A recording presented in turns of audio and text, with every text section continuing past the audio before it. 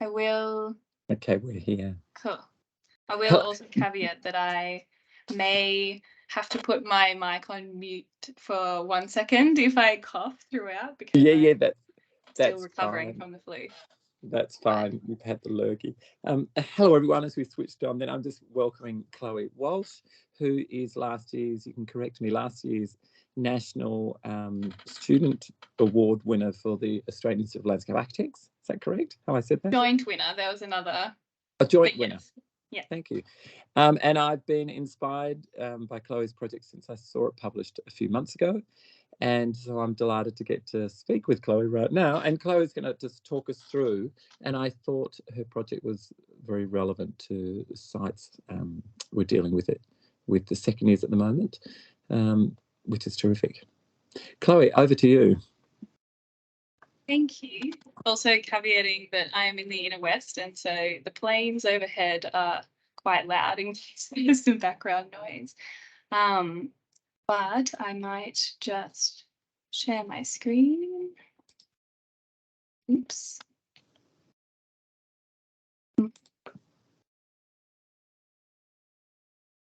Full screen mode. All right. Let me know if you can see. Is that all good? Yeah, all good. I can see it. So I guess I'd just like to begin by acknowledging the traditional custodians, storytellers, and knowledge holders of the lands, waters, and skies upon which this project and my work and practice takes place, the Gadigal and Wangal peoples. I pay my respects to their elders past, present, and thank them for their continued care for country. Sovereignty was never ceded, always was, always will be Aboriginal land. So the project I'm going to talk to you about today is called Grassland Tales, Breeding Care, Culture and Maintenance in an Urban Park. And I thought I'd just introduce kind of where I was at the beginning of the year last year. So it was like a 2-semester, 1 year long project. But I started off the project kind of with these observations around this undervaluing of the kind of ephemeral grass and herbaceous species of urban areas. And I was trying to kind of understand why we kind of undervalue these smaller, as I said, more ephemeral plant species.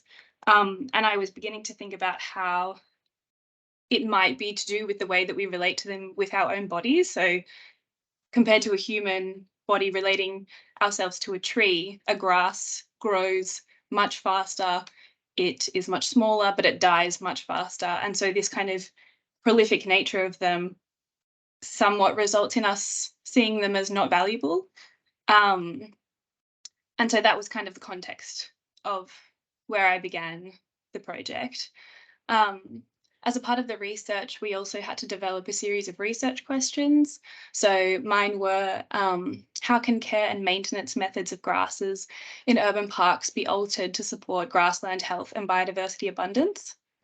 What social and cultural forces are at play preventing changes from occurring in these sites? And what methods can offer alternative ways of sensing and encountering grasses in the local community? So the site itself is Camperdown Memorial Rest Park in the inner west. It has quite a presence. I'm sure many of you might know it. And as a typology, it's quite similar to a lot of other parks in inner Sydney. But the kind of landscape that it sits within is this broader kind of geological shale wedge. If you can see this zoomed out mapping of the whole Sydney basin. This tiny little square, if you can see it, is this square. And so it's really sitting at the tip of this shale geology that really stretches out to the greater Western Sydney. And so there's this kind of landscape shift between the east of Sydney and the inner west, and that spanning out to the rest. So shale supports grasslands, or has supported these kind of historic grasslands that spread all the way out to the western parts of Sydney. And this site itself was also known as the Kangaroo Ground in early kind of colonial maps, it's referenced as the kangaroo ground. So there's this long history of kind of uh, First Nations care and kind of curation of these open grasslands, because it was a site that early European settlers observed was used by First Nations peoples as a kangaroo hunting ground. Um, so the site itself, experientially, it's a very kind of stripped back site. It's really kind of managed as a landscape of efficiency. There's very little biodiversity or seasonal flux, and it's maintained through mowing and herbicide application. And what I thought was noteworthy, through no fault of the maintenance staff themselves, but there's like this very little knowledge required of the species themselves of the park to maintain it in this way. It's also a very popular park, and that in part also lends itself to it being maintained in such a simple manner. Um, but what is special about this site is that behind this wall is a historic cemetery. The site itself used to be entirely a cemetery, but in the 50s was divided up. The perimeters were turned into a public park. And on the inside of the walls is this really beautiful, very different spatially landscape. And really that the kind of spatial qualities are so different, more or less because of the way that it is maintained. There is some tinkering of the landscape by local community groups. There's a historic like cemetery group, and there's also a local group that I'd been volunteering with over the past year who are tending to some remnant grasslands that actually exist within the site, and have existed since pre-colonization, because there was such little soil disturbance of the graves, that it's actually allowed remnant grasslands to survive. And really it's this kind of, yeah, completely different, diverse place that is contrasting so much so with the other side of the wall. So throughout the year, I was doing this kind of volunteering work with the local Friends of Camperdown Cemetery group. And that was also kind of this way of really understanding, building this kind of intimacy with the plants themselves. The work requires very careful attention because you have to kind of separate out all of the species, and making sure that you're pulling the right ones. And so I was kind of being informed and instructed by the coordinator as to which species should be left and which ones should be pulled. And so it was this real kind of physical intimacy that allowed me to understand the complexity of the grasslands themselves. And I also wanted to translate these kind of maintenance practices and care practices as they were changing through time into my drawings. So I was documenting the different species that I'd been observing, but also kind of documenting the comparison of maintenance practices on either side of the wall. And then also mapping how the various kind of community groups and the kind of changes that had occurred to the site over time. And that really kind of revealed how there's just kind of so many groups invested in sites such as these that are so urban, and kind of also revealed how complex it can be to change sites like these. So really kind of, I was talking to a lot of different council members, and different kind of groups.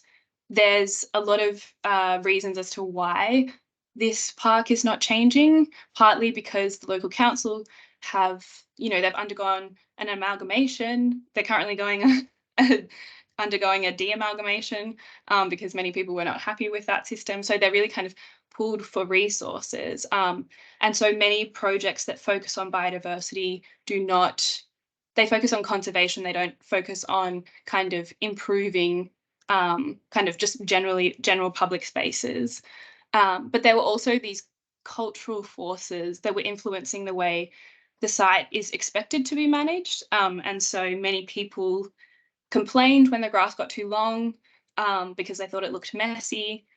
During like the rains of La Nina, grass got really, really long, and the council were inundated with complaints because uh, they thought that, yeah, there was this kind of notion that long grass equals a messy and uncared for landscape.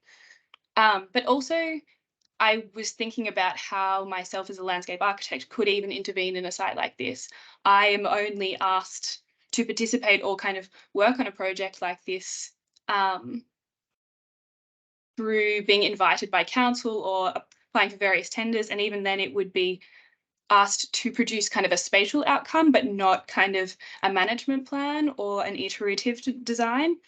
Um, and so, kind of separating out from the park, zooming out, I was also observing that there was this kind of grassroots movement happening within the local community. So, despite the kind of lack of biodiversity in the park itself, um, there was this kind of garden movement occurring contextually. This is my back lane way. I live like very close to the site, and so I was spending a lot of time going back and forth within the site. And so I guess obviously already what I've touched on there were so many different kind of forces and things that were influencing um, the site itself. And so in order to kind of understand and break down what these various things were, I developed throughout the kind of year they evolved as the project went on, but these frames of practice that allowed me to kind of unpack these various influences. So these are entangled plant people socialities, embodied care, and material knowledges. And they can kind of be best summarized through the tale of a dandelion. I like to use this example. So to actually kind of even notice the existence of a dandelion in the park itself is documented and observed in the frame embodied care. To understand why and how that plant grows in that space is to kind of understand the physical chemistry and habits of that plant, that they grow in nitrogen-rich soils, the early colonizer plants in regularly disturbed sites, and also to kind of understand how that plant ended up in this place when it's not native and wouldn't naturally occur. That's kind of understood in entangled plant people socialities. So kind of unpacking those frames a little bit more. Embodied care is really rooted in this physical presence and observation of spending time in sight. And that was kind of also very heavily informed by the volunteering that I was doing, but also kind of propagation and care that I was doing outside of the park, and also kind of just trying to document these temporal qualities that were occurring and changing throughout time. So these photos kind of track the changes throughout the year of different parts of the site. And so then that was building on the frame material knowledges. So I was developing this kind of deeper understanding of the individual species themselves, the times of years that they grow, the kind of whether they're rhizomatic or clumping grasses, etc. But I also wanted to acknowledge that to build knowledge of species and kind of a place is not just a scientific kind of exercise, but also to build knowledge is I was drawing on kind of Donna Haraway's work of situated knowledges, that to know these species is also to kind of understand them as individual beings. And so there's a quote by Robin Wall Kimmerer, and she says, "When we learn plants' names and their gifts, it opens the door for reciprocity." So it was really about kind of understanding these individual species on a deeper level. And that kind of then turned into this large scale drawing that I ended up doing. Because I started off drawing individual species, that was really like an exercise to understand the growth habits of them, of each species, and how they differed. Particularly with grasses, we often see them, they are quite hard to distinguish from one species from another. And so it was really an exercise in kind of looking at the detail of how the plants are structured differently. And there is actually this great diversity within them. This drawing then expanded into about a 5 meter long drawing. And that kind of takes you through the growth period. So this section is from the kind of intense seed production and seed dropping and flowering period, but it then goes into dormancy. And then stepping back, I was also kind of, looking at this idea of entangled plant and people socialities. So all of the various kind of non-native plants that I'd been observing, I began to kind of trace back how they ended up in Australia and kind of document these tales of them traveling for various reasons, various economic, but also cultural reasons as to why they ended up in Australia. And then also tracking the kind of history of the lawn and our the history of our cultural ties to it, but also how the industry has the turf and kind of lawn industry now props up the application of turf everywhere. And then again, also a timeline of the kind of native versus exotic dichotomy that exists within Australia and how we now currently we kind of see native plants and exotic plants as this, it's almost this moral thing. To not plant a native is almost seen as immoral. And I was really interested in that. So I was kind of documenting the influences of how that's come about. And then also, I suppose it's just worth noting all throughout this process, I was beginning to build a community of practice. So looking at the various kind of landscape architects that were influencing my work, and kind of informing how I wanted to practice, but also all of these other things. So kind of the non-humans of the site itself, but also First Nations voices, scientific and government documents, and then also I guess this lens that I was then viewing a lot of these things with, that was, like a feminist lens, in which I wanted to understand and kind of unpack some of the scientific documents. And so then I guess I had these frames, or I was interested in these three kind of concepts, but I also then wanted to translate into how I was designing. So to begin with, designing with embodied care and material knowledges. So I developed this kind of spectrum of interventions. So these various typologies of grassland that could be applied throughout different parts of the site. And they were really kind of based on the level of input. So what resources might be available. Some are very low input. It would just be tweaking the kind of mowing practices. And then also more heavy interventions. I mean, still in the scheme of things, not massive, but seeding endemic grasslands, and the kind of management practices that would be required with that. I was also then looking at kind of the infrastructure surrounding these different typologies and how you could use brick pathways that could be relayed every few years to allow for regeneration in certain areas, but also mowing pathways and kind of pockets for seating, etc., and how that could all then begin to give structure to these more, I guess, also accounting for people's idea that they might be considered messy, etc. And then I was looking at how these would play out over time and how iteratively the seeded endemic grasslands might begin to spread, but you could still have these ephemeral mowing practices in more heavily used areas. These were also some drawings to kind of show how that might play out spatially and how these could be inhabited in different ways, at different times of the year as well, and how that would then, I guess, play out through different seasons. I also was really interested in this idea of a project like this also becoming the catalyst for improving local knowledge of species. So I suppose with this kind of project, the level of knowledge of each species required is much more extensive in order to manage it than it is to mow. But I was also kind of seeing this as an opportunity to really like test and develop our knowledge as landscape architects, but also improve like landscape literacy within the community.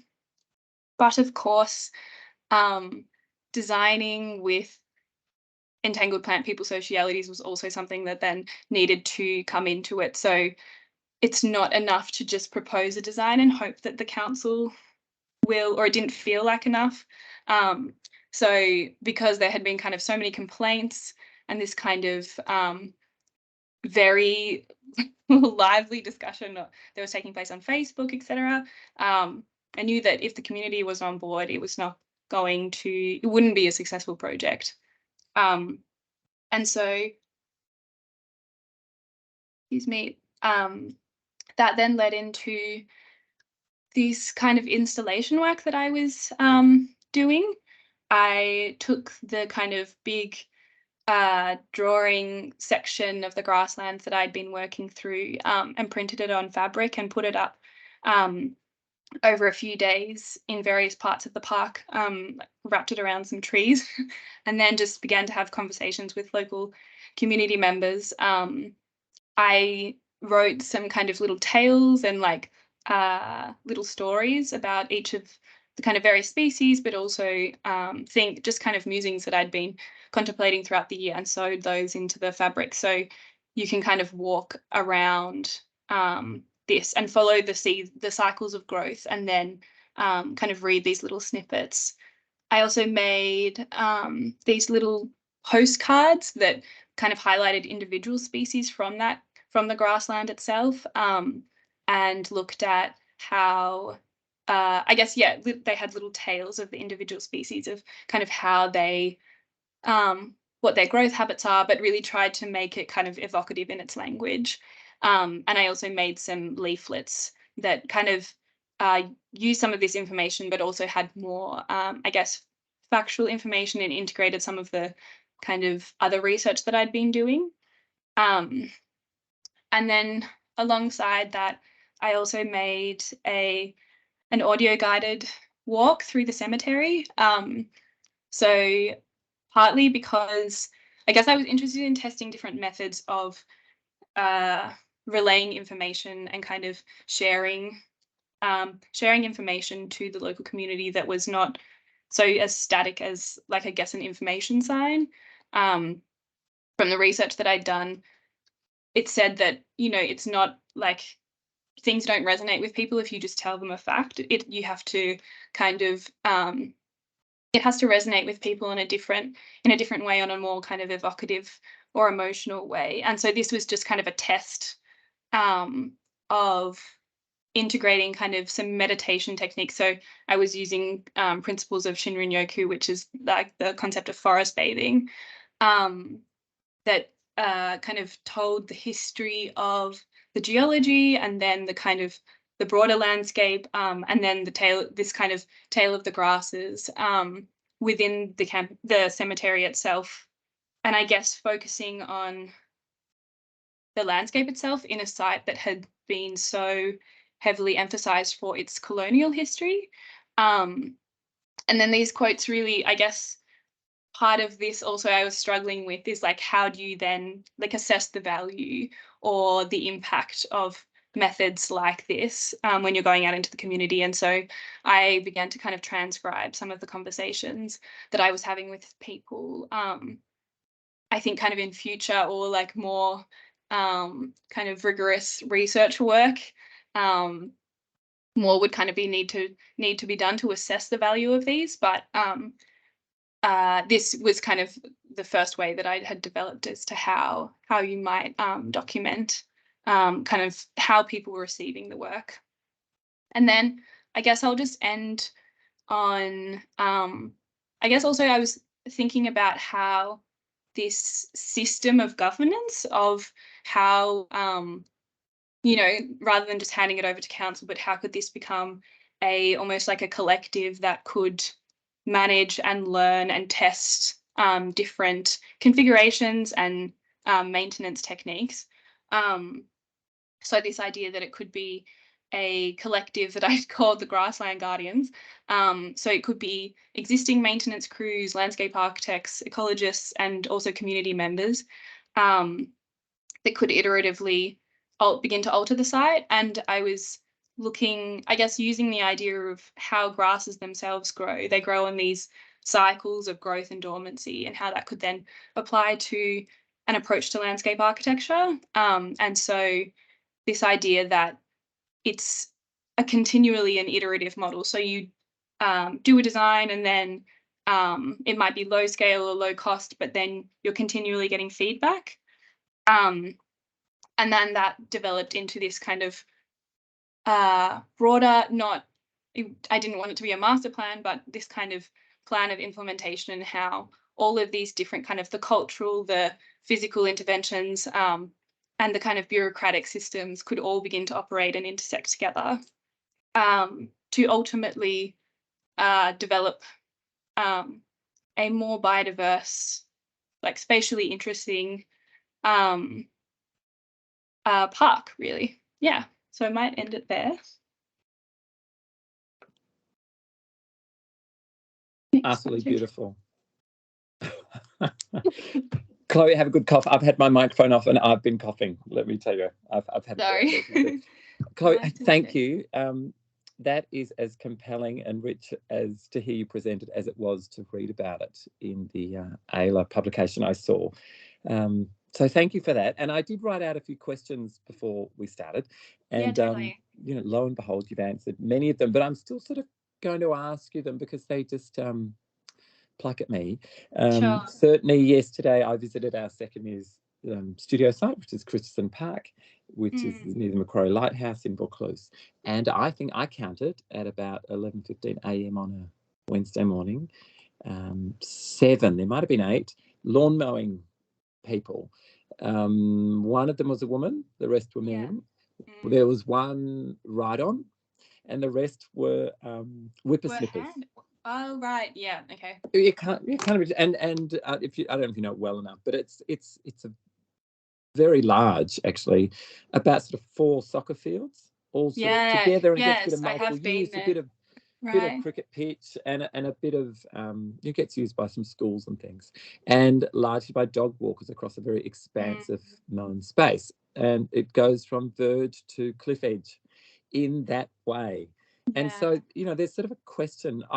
When I read your paper, when I spoke to Penny about it, Penny and I had spoken about it, I loved that you sort of labelled this sort of lawnmower kind of industry as this lobby, this sort of lawnmower lobby group. Like, whether you could talk more about that, because there's something there about how we begin to influence and change lawn mowing maintenance crew, their skills and what they're doing. And I guess what I see from lawn mowing people is great pride in their work. There's something very you cut the lawn and you get to see what you did. It was long and now it's short. Bob's your uncle. Totally. It's good, and there's something very, very quick and satisfying at a dopamine level about that. And I'm guessing there sort of isn't in that leaving it messy way, but having if I think of the Gilles Clermont movie, and when you're bringing that up with your volunteer work, I know you didn't mention that directly, but in your volunteer work that you're having which ones do I pull, which ones do I leave, and there is that complete sophistication about that and knowing. So whether you could speak a little bit into dealings with council maintenance staff, or whether you have some vision about how you would do that, whether you could speak into that a little. Yeah, I suppose it's interesting that you touched on, because it's a very fascinating, there's entire YouTube channels. There's a whole thing of just like videos that people love to watch, which is just hedging, cutting hedges and mowing. And so I think that there is something in us that likes order and kind of I guess it makes things logical, and there is something satisfying, which I think is really interesting as like a phenomena within people. Um, but I think also, I suppose that's where then if we begin to introduce different configurations, especially, in the early stages, they need to have um, they need to be framed. I'm sure Joan Nosser's work, Messy Ecosystems, Orderly Yeah. Frames. And so I think, at least as a catalyst, these, testing these new sites, they need to be kind of structured in a way where you would mow certain sections, so it indicates that there's intention behind the work itself. I mean, I think I wasn't actually able to speak to that many maintenance people. It was really Because they've me all got just. their earphones on. Well, I would go, like, I spoke to the head of maintenance for the Inner West Council, and his claim was that mowing, I think, like, councils also have outsourced a lot of their maintenance practices, and I think that is speaking to a much bigger issue around kind of outsourcing in general in kind of local government.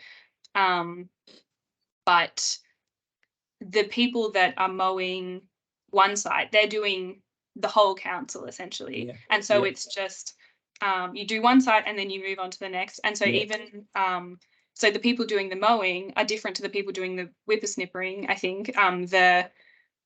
The head of maintenance said that they would do mowing, and then 2 weeks later, or sorry, maybe 1 week later, followed that with the detailing of the whippersnipping.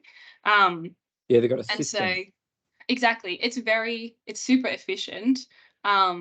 It's, I mean, but it's also using like a huge amount of kind of fossil fuel and even to kind of maintain that equipment. I think, yeah, that's where I like became quite interested in this. The industry of turf production and maintenance itself is this. I think that's also really propped up by sports, the sports industry, and this kind of even like looking at the history of how we've ended up with turf in parks, it seems it goes hand in hand with the kind of spread of the popularization of cricket and footy. Um, Which and do so, seem to have, I don't mean waned, but I mean waned. Like they feel like they've grown from the post World War II, actually. 40s, got bad Bradman, and 30s, 40s, and it feels like we've all got more multicultural and more complex and mm, busier. We're less local. It's not so easy to get to places. So I feel like there's some legacy stuff going on there that's just hanging yeah, around. Because I'm totally. certainly aware at Kristen Park that it's actually seems to be used by, I'm guessing, 8 to 16-year-olds on Saturday Mm, mornings from 2 private schools in particular. Um, the whole thing's very underutilized yeah, as a totally. sport field, um, Right. Okay. which is a subsection question of Yeah. your view, because mine keeps changing, on synthetic turf and a sort of sense of Yeah. sacrificial, get more mileage out of an area of space with synthetic turf, which I've Totally. historically hated. But I'm really coming into it now and seeing that, wow, yeah, you can get all sorts of activity for 24/7 on that Mm, stuff, and relinquish these other grounds over to yeah. possibilities of other forms of using the ground. Yeah. You know, Totally. I think I was also partly like, in terms of how moving forward, how this might work, I guess that's where I became most stuck, really, because I suppose talking to council, they're so under resourced and really don't have the time, like the stuff, the coordinator of the Friends of group is on the urban biodiversity team at the local council. She just was yes, like, we're so strict, like we have too many properties or too many kind of pockets that we're managing, and just not enough staff. And so to kind of ask council to adopt these, I think is maybe a stretch, but I think that that doesn't mean that we can't work with council to like Mm. select a site or a series of Mhm. sites that then could be like, you guys just stop mowing, or you only mow once, you know, fewer times a year than what Yeah. you do, and we will look after the rest. I think like that is potentially, and so that's kind of where you need a group separate from Mm. council. Mhm. I mean, that could be funded by grants, etc. But I mean, there's a whole level of kind of coordination involved in working in that way. Um, so I mean, I don't think it's like a clear. It's not a there's not a clear path. Yeah, yeah, And I or a think, retraining of maintenance staff. Or, yeah, there's it's yeah, you're right. It's not clear. It's many and it steps. requires a lot of investment really also. So that's where I was kind of interested in how, I mean, even how, yeah, this kind of thing can be explored within universities. And even also, I think it would be so interesting to have even a studio or some kind of yeah, something within a university that you could do physical on the ground work, because that's also a really engaging thing for Mm. students to be a part of as Mm. well. I don't know whether that means actually getting out with a snipper. Probably, I'm sure that there are safety It issues kind of around that, does. Yeah. um, but I think that like, yeah, to begin to test those kind of things within um, universities is a really interesting thing, but also then is a struggle with, then once you're working in industry, how can you actually integrate more comprehensive maintenance or management of a site, when you have a client that wants to do an initial investment but doesn't necessarily want to pay for a long term, um, Mm. higher cost in maintenance, really. I think that also is something Uh, that I've yeah, found is a struggle. it is a struggle. It is a struggle, but it does. Yeah, but I do feel. 20 years ago, I did this really absolutely beautiful with somebody else. Leanne O'Shea, Penny knows it well. We did a very beautiful moundy lawn in a public park. Mm, We were very chuffed and pleased about it. And we outsourced it for the first 12 months within the contract. Perfect. Looked great. The yeah. day after that contract ended and council came on, they flattened the whole thing because no one was going to whip a snip and they only did Yeah. rider mowers. I was like, oh my God. Wow, that's so. But I think there's probably some clues there in a sense of setting aside money of a longer term frame, 5 years, to Yeah. go towards it, like right up front. But Yeah. then 5 years comes and then, but like, so it's definitely tricky. I do, while I've got you, what role do you think hand drawing had Mhm. for you? And you spoke so beautifully about it, and you had the great benefit of living very close to your site. So Yeah. you had lots of ability to have site knowledge and site visits, which I realize so many students don't. All the students listening to this will be going, yeah, we live miles away. And it makes such a difference. But I want to ask you, yeah, that role of hand drawing and sort of, I guess, hand eye observation, Yeah, you know. totally. I think it became, um, I guess it resulted in the kind of the drawings that I used to actually kind of communicate a lot of the work. But in the early stages, I was just drawing the species themselves on trace paper. Um, and that was like, yeah, I guess as a process, that was a really interesting exercise to And actually. individually too, not as a collective. Yeah, no, individually. And then that was the good thing about actually drawing on trace, because then that's kind of where it becomes a little bit muddy, because I was then scanning them over, like layering them up on top of each other. And Mm, that kind of got this muddiness that I quite liked, yeah. in the drawings. But I mean, even, of course, having the benefit of this, like of the coordinator who had this expertise in, I just point to a plant and she'd tell me what it was. It's not Yeah. often that you have kind of a Perfect. resource like that. But I would really kind of write them down, names down, and then go away, research the plant itself, look at a whole different raft of kind of, I guess, drawings of them, but then also just kind of photographs in. There's like a whole series of New South Wales documents on like coastal grasses of New South Wales and stuff. Um, and then also then comparing those to the ones that I'd observed inside. And then that was kind of informing how I was Mm, drawing them. And so it definitely wasn't always kind of insight. I got to like revisit frequently, obviously, but um, like even just taking photos or doing a bit of sketching on the side, I Mm. think that could be like a really nice exercise. Mm. But Even your sort of red stitching on your long panel round, or whether it was red or not, I can't remember. Sorry, I'm putting that in.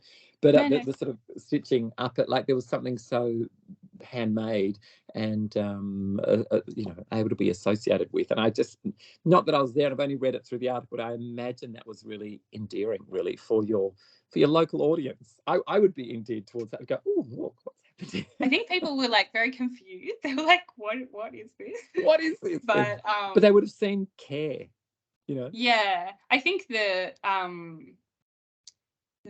it being on material was also a fun component because it meant that it was I could actually like stretch it around these trees, and then it would also, it meant that it was much hardier, but it has this kind of, it had this like quality to it that was, it was Hmm. began to fray at the edges because it was really windy and things like that. And so there was this yeah, I think testing, obviously it was like the time for a single studio probably doesn't allow to produce something like that, because it was And under just this like, was your master's, and was it over a 12-month period? yeah, so Yeah.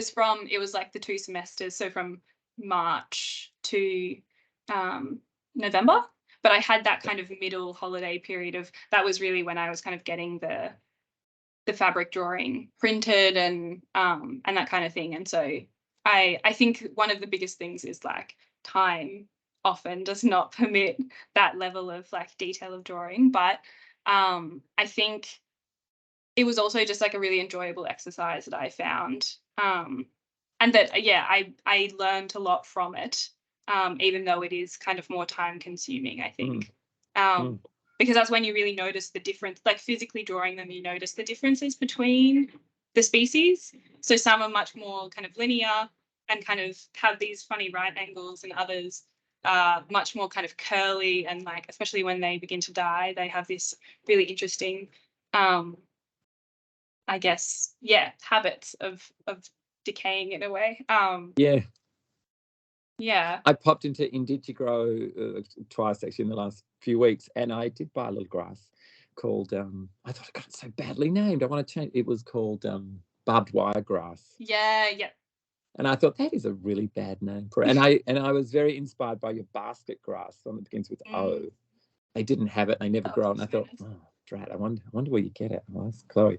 But you know, but it did, you know, that sort of access to the plants Yeah, themselves and the sort of growth of yeah, that industry and how we all need to be developing it really and pushing it. But oh, yeah. Chloe, you know, unless, have you got any other comments you want to add? I mean, I could talk to you for a lot longer, but I'm aware that students don't tend to watch things when they're too long. Oh, if they do it. Yeah, totally. Sure. So, you know, oh, no, I'm going to ask you one more thing. Windy Yeah, yeah. sites and grass seeds. You know, I'm very, Crispin Park is a very windy site. Mm, And funnily enough, the most prevailing wind is westward, which would force grass seeds or any pollinatory seeds over the cliff edge. And yeah. I don't Interesting. know, I just wonder if you had any take or any observation around wind carrying, you know, Yeah. endemic It was species or grasses. totally. Well, it was something that I didn't like, I in terms of how, because I it was a part of the project that I was interested in um how that could begin to kind of influence, yeah, seeding outside of the site. Mm. In terms of my actual knowledge of how that seeds distribution works, I could not, my level of knowledge Speak to was, detail, yeah. yeah, exactly. Yeah. I mean, the main thing that I came across was that I guess part of the reason why grass seed heads produce so many is because a lot of them are not um Bible. viable, exactly. And I guess I think it would be a really interesting thing to look into. I know. But in Students, terms it of would be my really good, own really good input, thing I'm to look like, I don't know. I think because also, yeah, the wind conditions of that site is are completely different. So I mean, I don't have any kind of particular input. It would be interesting to see if any of them could grow. I wonder whether the Yeah, salt that's right. proximity There's lots of different things. And I would guess kind of just taking us influence. back to what you said with your volunteer work and the which do I pull out and which do I leave? Like, Mm. did you personally notice, you know, what were your big successes? you know, like, oh my God, that plant was seeding everywhere. Like, I guess I'm asking, in that grassland management, did you find people, we want to have about 60, 10%, 40% or something of this species. So, okay, we'll pull them out till that much and we'll let these other ones come up. Like, are you always pulling out the bad guys, or you're sometimes pulling out too many good guys as well? Well, actually, it was interesting because the coordinator, she had a method of like when new people come. So most of the volunteers have been volunteering. There's only probably about 4 people that do it ongoingly, and they have been volunteering for like 15 years or so. And so they Oh, good all, on their them. knowledge is very comprehensive. So for most of the time, I've been the only kind of new person. But it was a really interesting technique because uh, the coordinator then would just show me one species each session, and that we would just focus on one. And that allowed me to like, yeah, I guess build an understanding of Mm. the growth habits of that one species. And so even though there were other species that I could be taking out, she was just like, just focus on this one, because then your knowledge of that will build. You won't be pulling out things that could be natives when you think that they're exotics. And then each session I'd like build and add another species that then I would begin to take out. Yeah, Um, right. The non-endemic, the non-native. yeah, Yeah. exactly. And the actual method that they used is the Bradley method, which is where you kind of select a healthy patch of endemic or native um, area. So often it was like actually quite small, but then you just focus on the edges. And so it was really also about only taking really small amounts, because when you rip up a whole section of non-native, Yeah. it then leaves exposed soil, which is not good either. And you're kind of not allowing, even, I guess, yeah, the non-natives are still providing a lot of habitat and kind of holding water Mm. and stopping erosion and things. And Mm. so it was like this careful balance of removing some just to allow the natives to get in to kind of Yeah. spread a little more. Um, but yeah, so I suppose like, Thoughtful, isn't it? yeah, it was I think then as a kind of using that technique, I think in future for new people would be an interesting um, method to just kind of help people being like, my knowledge of kikuyu and how it spreads is much more comprehensive than others, because I've spent the Yeah. most time working with that species, and Yeah. how you kind of have to pull it out in certain ways, etc. Yeah, Um, exactly. How are you with onion weed, that little dastardly bulb? Do you know the one I mean? It's like, oh my God. Yeah, it's so interesting. And, from a profession that I think is so often about a sort of, produce the image and produce the master plan and produce the finished package and just rip it all out and start again in the perfect mm, way. And are we doing the right thing? And statistically, oh my God, Chloe, I can't let you go without asking you, did I read in your paper that lawn covers 11% of the urban surfaces? Am I making that up? No, that is a statistic I came across. I get, yeah, which I also found staggering. I don't like I can link you to the paper actually that I read it in, if you like. There's a Yeah, few really I'd love that.